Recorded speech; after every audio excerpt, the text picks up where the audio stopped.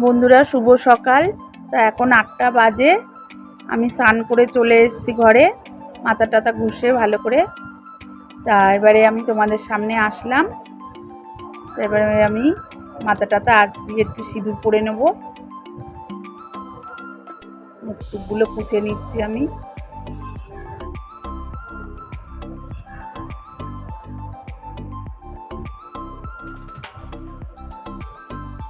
মাথাটা পুরো ভিজে আছে।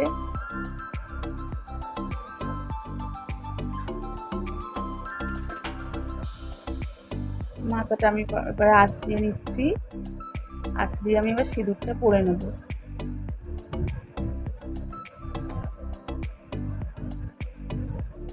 সিঁদুর পরা হয়ে গেছে।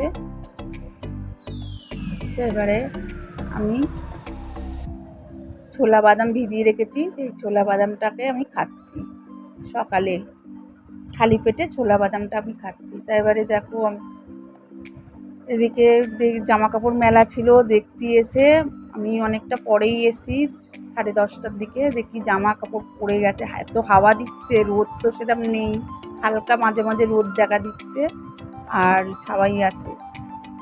তো জামা কাপড় তুলে নিয়ে চলে এসেছি। এসে এবারে দেখো আমি সবজি কেটে নিচ্ছি, এবার কি রান্না করব দেখাচ্ছি। বরবটি আলু ভাজা করব, আর এদিকে ডাল বসিয়ে দিয়েছি। ডালটা বরবটি আলুটা ভাজা বসাবো, ডাল হয়ে গেছে।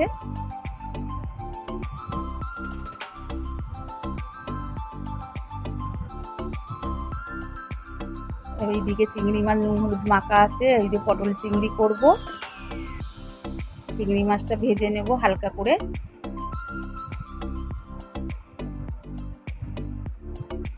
চিংড়ি মাছটা হয়ে গেছে। আমি এবারে পটল আলুটা দিয়ে দিয়েছি তেলের মধ্যে, জিরে ফোড়ন দিয়ে এবার আমি ভেজে নেব পটল আলুটা ভালো করে। এদিকে মশলাও করে নিয়েছি আমি, ভাত এদিকে হয়ে গেছে।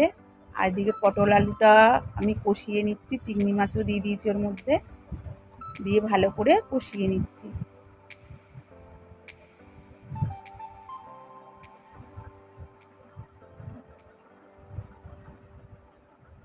যতক্ষণ কষানো না হয় ততক্ষণ জল তো আমি দিতে পারছি না।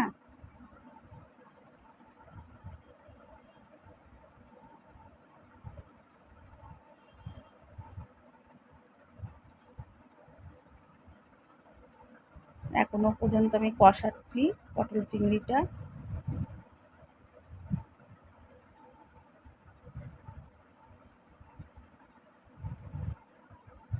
আর এত গরম লাগছে কি বলবো। আর এদিকে দেখো আমার কষানো হয়ে এসছে। এবার আমি পটল চিংড়িটার মধ্যে জল দিয়ে দেবো, অল্প করেই দেবো, গামাকা গামাকা হবে তো, তাই জল দিয়ে দিলাম। এবার আমি ঢাকা দিয়ে দেবো। আমার রান্না হয়ে গেছে। আমার এবার দেখো আমি কি রান্না করেছি। যে ভাত করেছি, যে ডাল করেছি, এখানে পটল চিংড়ি, আর এখানে বরবটি আলু ভাজা।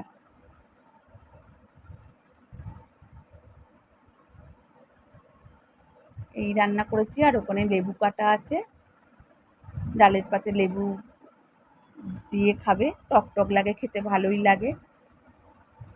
তাই এই আজকে রান্নাটা, আজকে ভিডিও এই পর্যন্তই। আবার নতুন কোনো ভিডিও নিয়ে আসবো। টাটা।